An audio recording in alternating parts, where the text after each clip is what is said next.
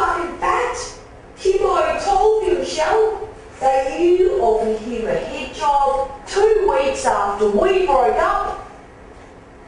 And he said no. He's your best mate. And you're not fucking Michelle. You more think that you are, but you're not. But number one, Robert. Yeah, sure. Your best mate Timo didn't get with me. What else? Denial. Oh. And Robert, I do have that. And then some. Ting. Why don't you and your little best mate, Timo, sound this out together? Because Rory, maybe you might need his help. Because I know for a fact he is much, much better at some things than you.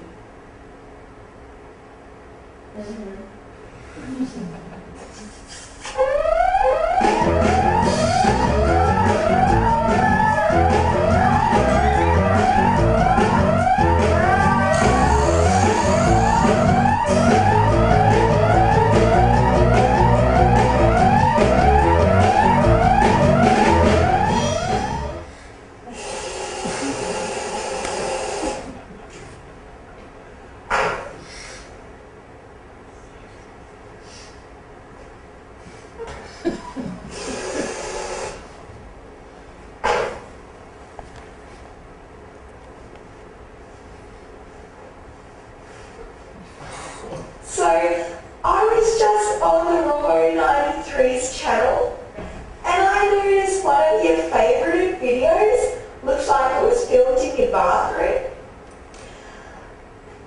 Because, Roy, I would recognise those rank bath mats and those filthy, rank, disgusting, feral, dirty terracotta tiles anywhere, alright?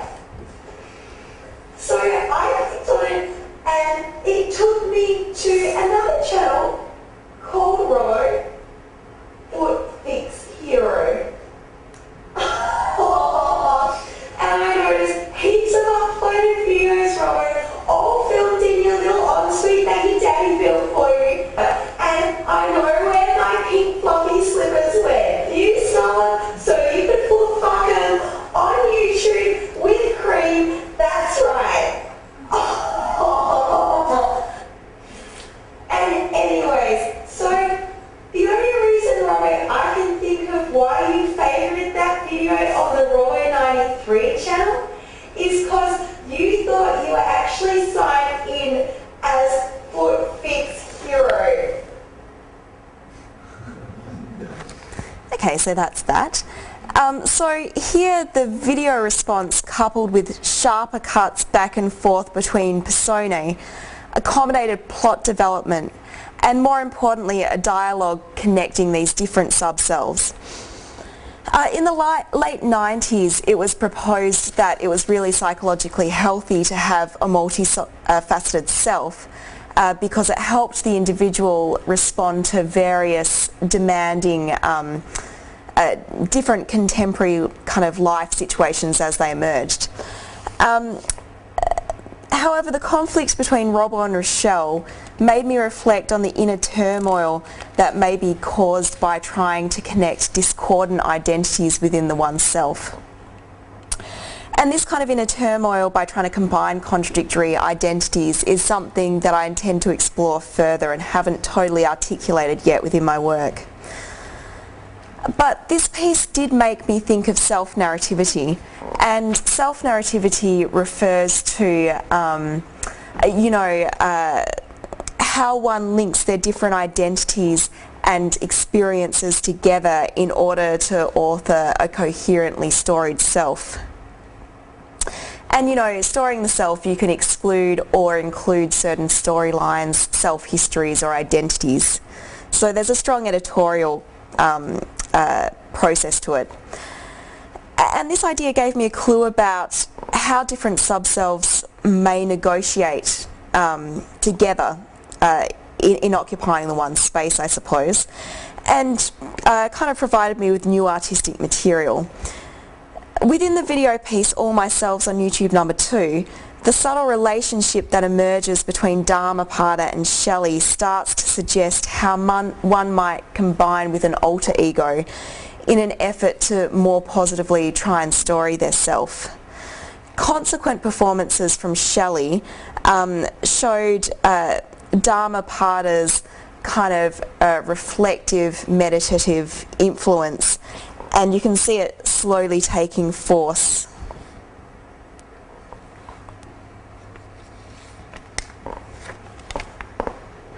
Okay, so some of you might have noticed that I haven't really been on YouTube as much lately, talking about current, my MJ news currently that's happening around us, and the reason for that isn't because I still love MJ, Michael, I still love you, thank you so much.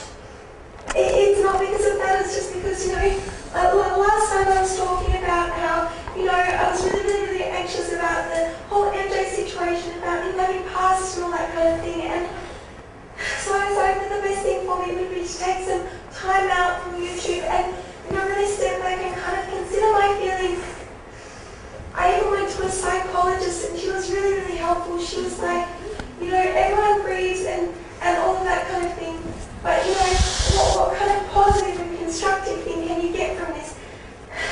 So I just thought, how can I give back? How can I be positive and move on in a positive, constructive way? And I'm actually a librarian, and every Tuesday I read to a kid group, and it's really fun. And I thought when I was a kid, I was always the happiest girls singing and dancing MJ tunes. I asked a couple of the parents, would they be interested in me teaching their kids how to do some MJ classics like the dancing and the singing, and they were all like, Shelley, we would be really happy for that to happen. And so I've been really excited about that.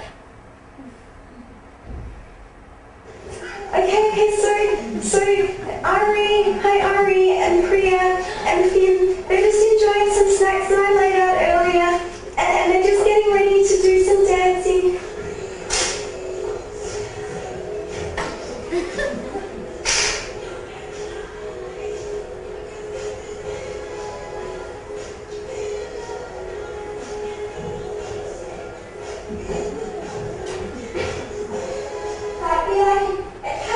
Scratch on, but don't worry, not really the scratching on, it's just, we're just using that in case. So hold your hands up like this, and then go like this with your legs, so walk. That's really good, that's really good. and that's good, Ari, you can do that, that's fine as well, you can do zombie walks on your hands.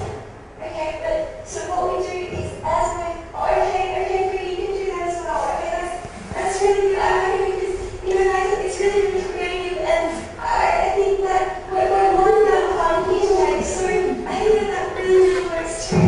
Okay, okay. Can you dance like a zombie with that scary face? Can you go?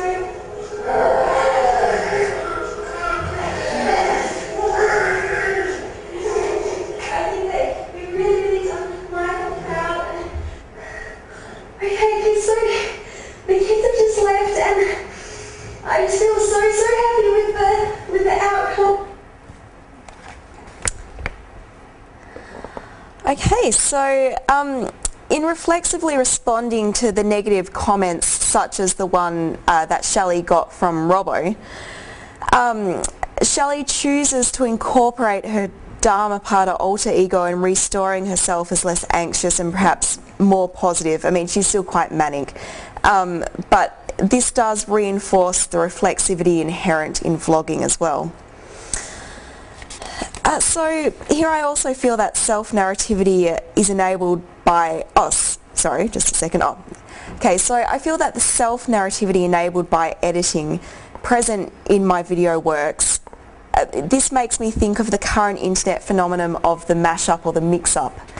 And the mashup is when two or more texts, whether it be music like songs or videos, edited and combined to create one harmonious creative product.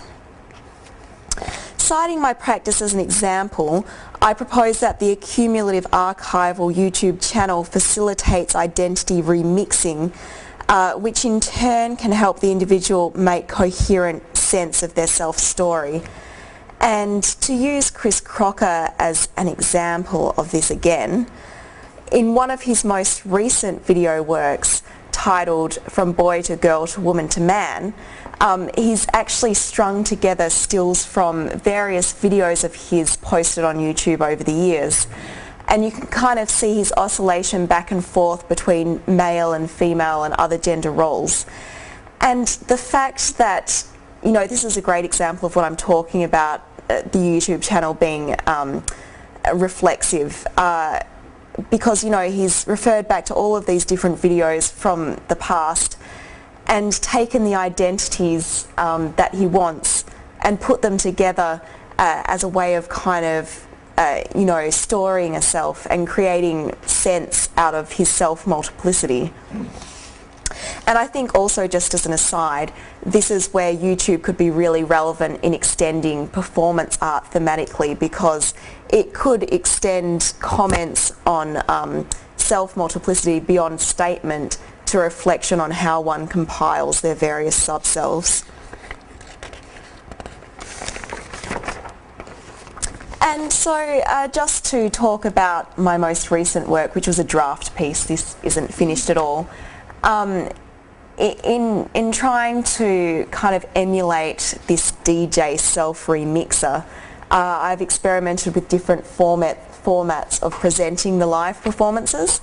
So here I'm behind 4 different computer monitors, and I transition between various persona quite a lot in this performance, and each monitor is dedicated to a specific persona. So I'm kind of like a DJ remixing sense of self and trying to amalgamate it into some kind of narrative, I suppose. So that's where I'm really at with my practice, and I want to continue on with that to kind of articulate it further and make it clearer. But that's pretty much the end of this talk. And you know, if any of you would like a reference list from today's talk, please come up to me afterwards and I'll get your email address off you so I can email it out to you. So that concludes the talk.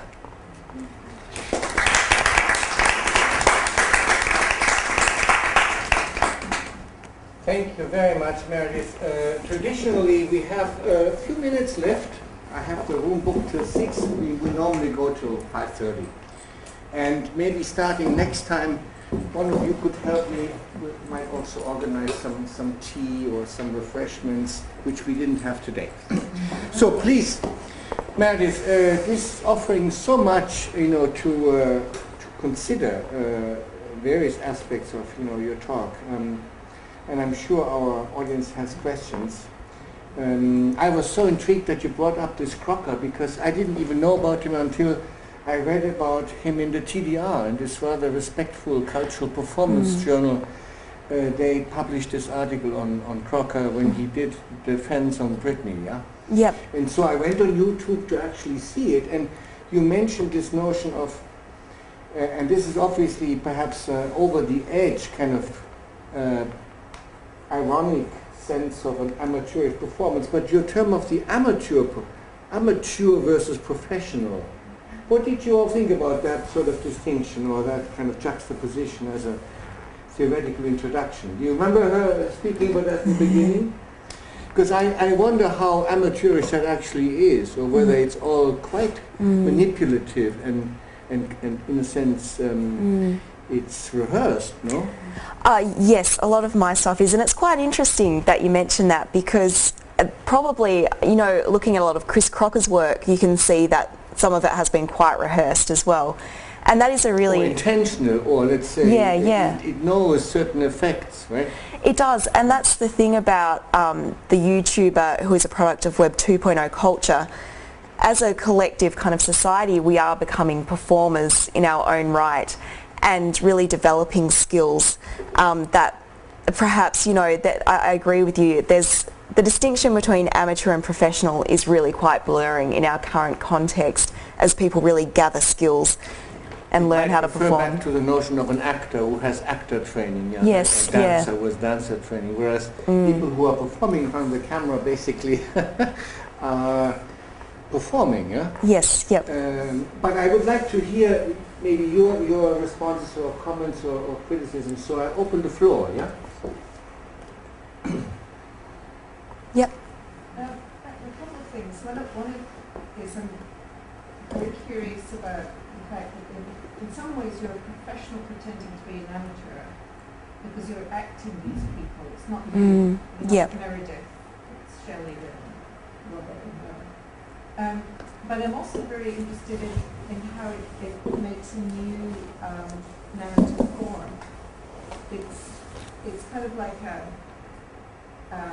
it's more like a TV soap opera than like a performance, because it's kind of endless and you go back and something else is happening. And so I wondered what you had to say about the narrative, creation of the narrative as well as just the selves. And the other thing I was thinking about was we're talking about performance and video. When you mentioned Sadie Benning, I've also thought of her as a video artist rather than a performance artist, because she doesn't ever perform live.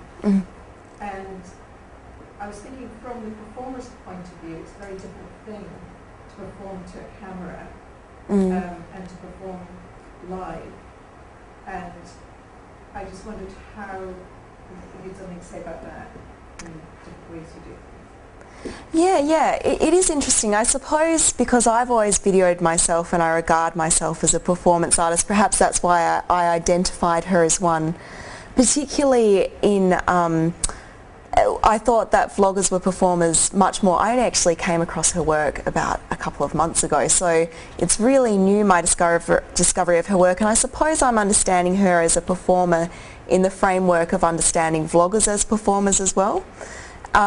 So yeah, it is really interesting, the divide between the live and the mediated and what classifies as performance. I suppose I err on the side that they're both performance, but they are definitely both different. They come with their own set of expectations yeah, it's interesting that you mentioned the series as well, like comparing them to a television series where you can see a development. Because I suppose in terms of my project where I am kind of looking at self-development in a sense, I kind of cottoned on to doing a series and perhaps as a symbolic way of reflecting on how one might develop their self. And it also allows me to explore the technical allowances of YouTube and how they actually facilitate kind of self-discovery. And also, I'll just go back to your first point where you said that, these personae kind of aren't Meredith.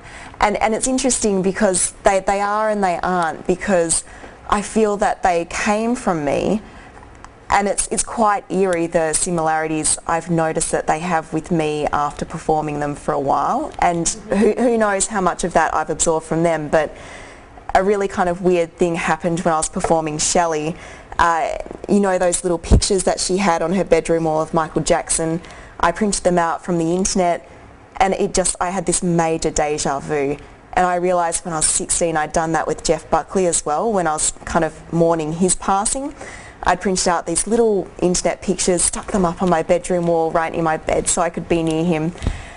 And I really just feel she's a reflection of my kind of neurotic, obsessive, anxious self. So I really relate to them as well, because I switch off with someone like Robbo. I don't empathise with him as much, perhaps because he's kind of more of a shallow stereotype and I have trouble relating to him. But they are me and they're not me, so I feel like I'm acting and I'm not, and I suppose because I've never been trained in acting in that sense, I don't see myself as a professional, but yeah, sorry, I've gone on. Yeah, good point, so. Excellent. Yes, Alison.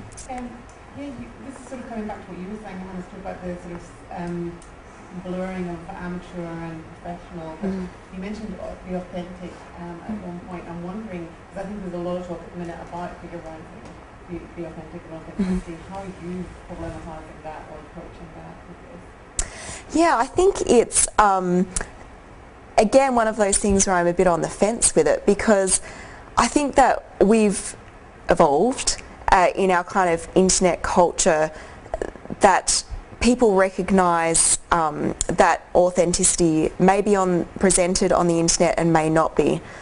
So I think that authenticity is very fluid, and I don't think that you can, I suppose I'm wary about if you can ever actually attain it, or if it's just an idea. And there's definite elements here of authenticity, but there's definite elements of totally not being authentic as well. So I find it a really interesting concept, and I think it's going to have to be a section that I really kind of write about a little bit more. But yeah, I think that as a kind of internet savvy audience, you know, Web 2.0 culture is aware of authenticity issues. Yeah. It would be historically interesting to look at where these discussions come from or where they start, because I think before, maybe in performance, it was something that they worried about in music. Yeah. At what point did rock lose its sort of claim to authenticity and so on and so forth, or independent indie bands and so on. Yeah. And in terms of, is it connected to the notion of truth? Because there's this young chap that you had in the beginning who says, I'm going to tell you everything. And then he begins to say, I was molested. Is this also related to the question of, do we actually believe any of it? I think, look, it's come up in a whole lot of things. We just recently, a combination of things, with a conference on post-traumatic theatre in Montfort was talking about version 1.0 in Sydney and CMI, Certain Maritime Incident, and kind of that use of verbatim material and what you're doing with that. Yep.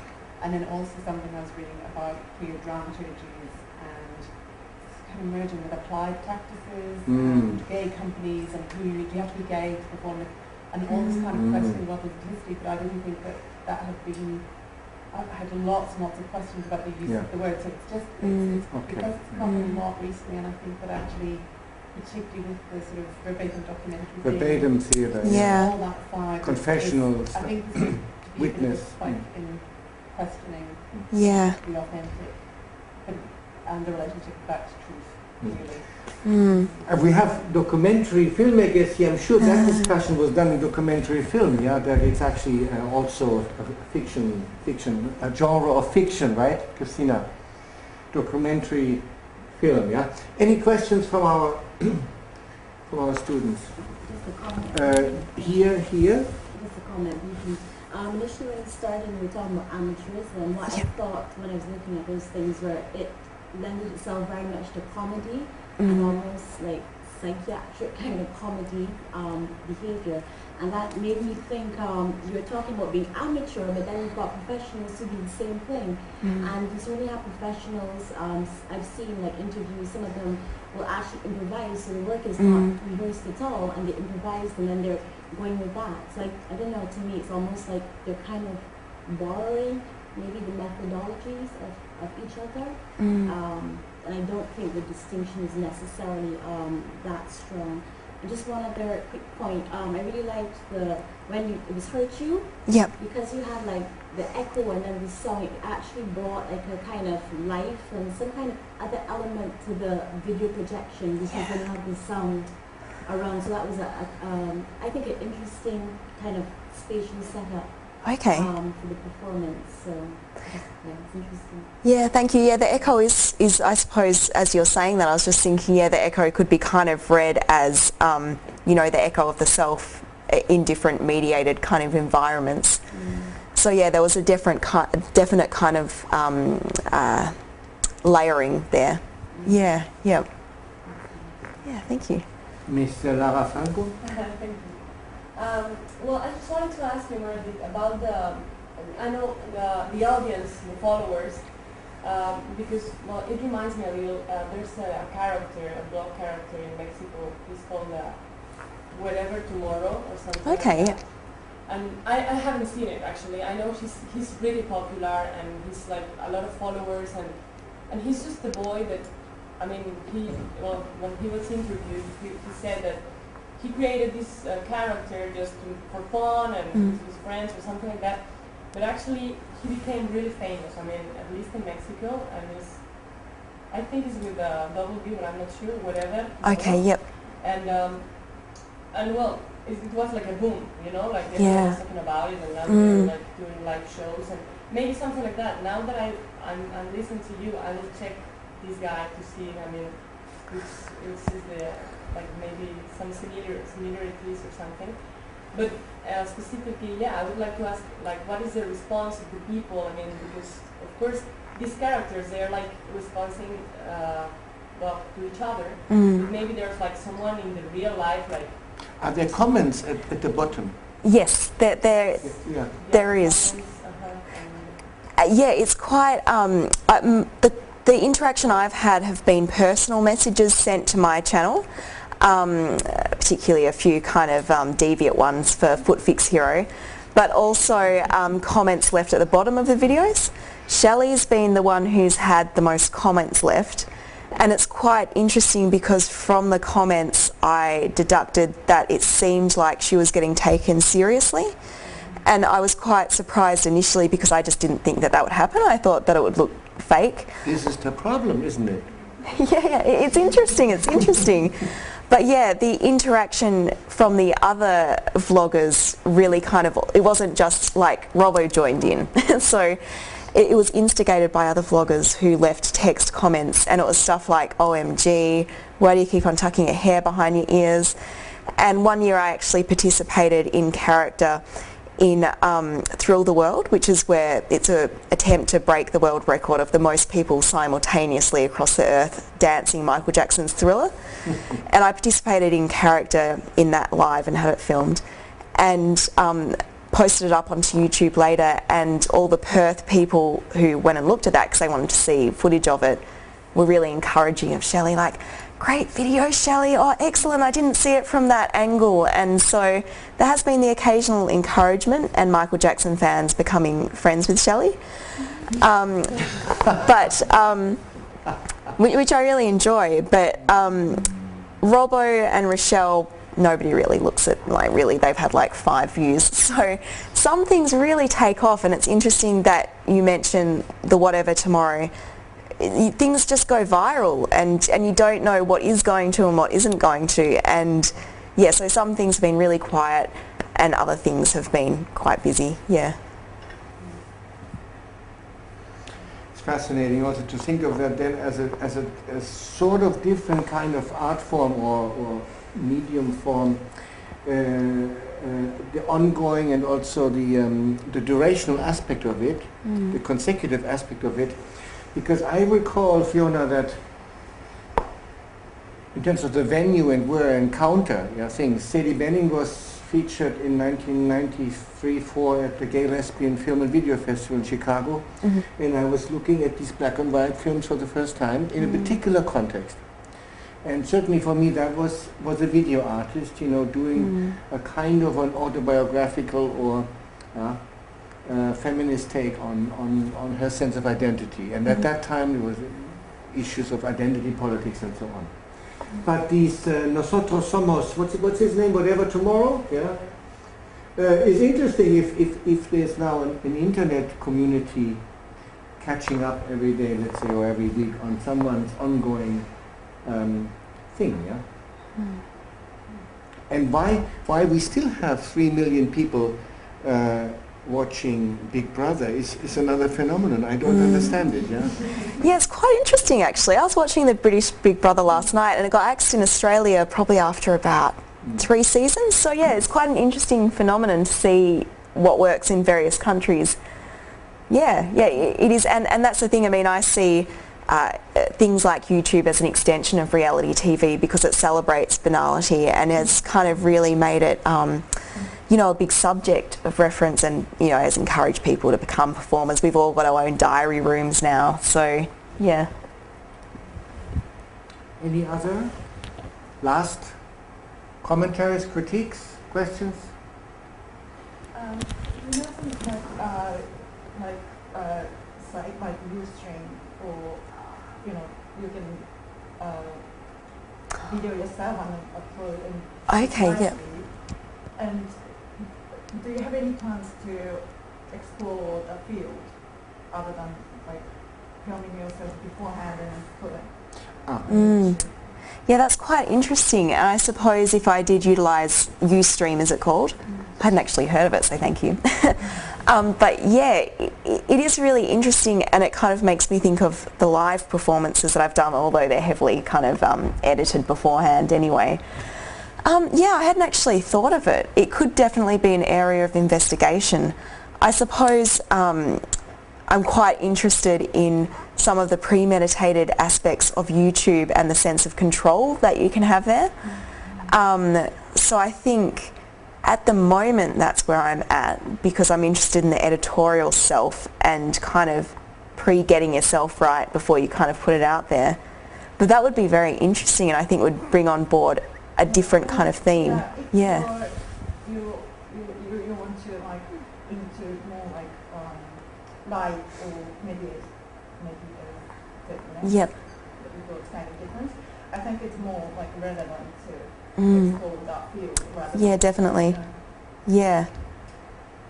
Yeah, it is quite interesting. Yeah, and I'm not sure if my final works yet are going to be just video based or live. And if they do kind of take on a live aspect, then that's definitely something worth considering, yeah. This might actually be a banal, a technical question, but I was just trying to imagine when you are doing the face in front of the laptop or in front of a camera, you have these edit cuts, these quick cuts. How do you actually stop the camera? Would you use a remote, or how do you do this? I don't actually stop the camera, so all of that footage that you saw there, afterwards. That's been edited afterwards. So you run it through an editing software? But in reality, on the actual site... Not in-camera editing, like stuff? No, I don't, okay. no. But on the actual Persona sites, a lot of those performances are rambling. You know, some of them go on for 10 minutes. And these have been quite heavily edited to kind of form a storyline, and they kind of got more of a sense of traditional entertainment because of that. So the other ones, like there's humour in this, but when you see the whole on the channel, you know, it's just as rambling and kind of as anybody else's, and has moments of interest and moments of, yeah, so it is quite interesting. And for a full fucking fact, Timo told himself that you offered him a hit job 2 weeks after we broke up. And he said no. Because he's your best mate. And you're not a fucking nutshell. You more think that you are, but you're not. But number one, Robert. Yeah, sure. Your best mate, Timo, didn't get with me. What else? Denial. Oh. And Robert, I do have that. And then some. Ting.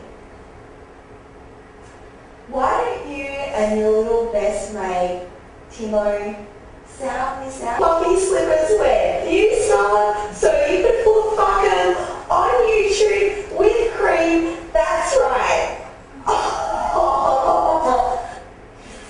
And anyways, so the only reason, Robert, I can think of why you favoured that video on the Roy 93 channel is because you thought you were actually signed in as Foot Fix Hero. Okay, so that's that. So here the video response coupled with sharper cuts back and forth between personae accommodated plot development, and more importantly a dialogue connecting these different subselves. In the late 90s it was proposed that it was really psychologically healthy to have a multifaceted self.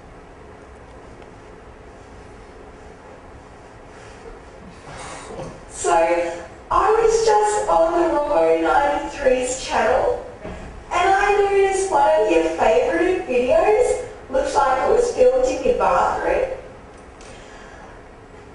Because Roy, I would recognise those rag bath mats and those filthy, rag, disgusting, feral, tiles anywhere, alright? So I clicked on it and it took me to another channel called Robo Foot Fix Hero. And I noticed heaps of uploaded videos, Robo, all filmed in your little ensuite that your daddy built for you. And I know where my pink together. Because Robo, maybe you might need his help. Because I know for a fact he is much, much better at some things than you.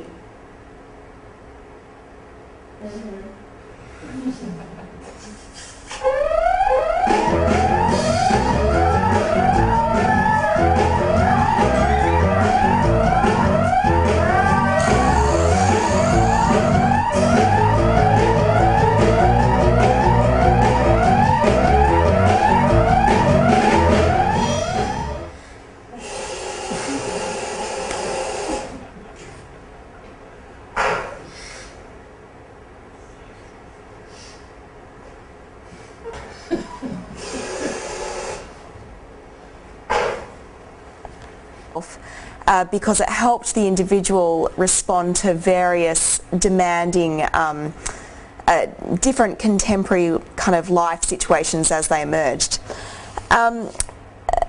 However, the conflicts between Robbo and Rochelle made me reflect on the inner turmoil that may be caused by trying to connect discordant identities within the oneself. And this kind of inner turmoil by trying to combine contradictory identities is something that I intend to explore further and haven't totally articulated yet within my work. But this piece did make me think of self-narrativity, and self-narrativity refers to, how one links their different identities and experiences together in order to author a coherently story.